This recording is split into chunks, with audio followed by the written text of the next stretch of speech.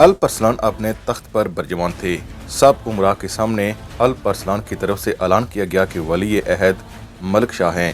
یہ بات کسی کے لیے حیرت کی بات نہیں تھی، کیونکہ ملک شاہ کی تربیت نظام الملک نے کی تھی، جو الپ ارسلان کے بھی وزیر خاص تھے، اور ملک شاہ نظام الملک کی نگرانی میں رومیوں کے کئی قلعوں کو فتح کر چکے تھے۔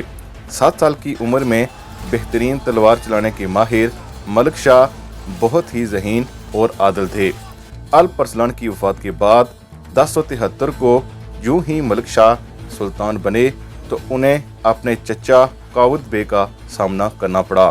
ایک بڑی جنگ کے بعد سلطان ملک شاہ کو مجبوراً کاوود بے کو قتل کرنا پڑا۔ ملک شاہ کے بڑے دشمن سلیبی اور باطنی تھے۔ اس کے باوجود ملک شاہ نے سلجوق سلطنت کو وسیع کیا۔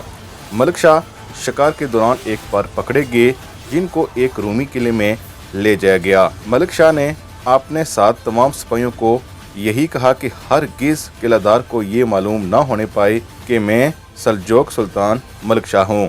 نظام الملک کو جو ہی علم ہوا تو چونکہ وہ بہت ہی ذہین آدمی تھے، اسی لیے ساری صورتحال سے وہ آگاہ ہو گئے، اور نظام الملک نے قلعہ دار سے اچھے تعلقات کرنے کے لیے امن معاہدہ کیا، اور معاہدے میں قیدیوں کی آزادی کی بات کی، جس پر قلعہ دار مان گیا۔ جب قیدیوں کو آزاد کیا جا رہا تھا تو ملک شاہ نظام الملک کے سامنے تھا، لیکن نظام الملک نے دشمن کے سامنے یہی ظاہر کیا کہ سلطان ملک شاہ ایک عام سا قیدی ہے، اور قلعے سے ملک شاہ کو باہر لے آیا۔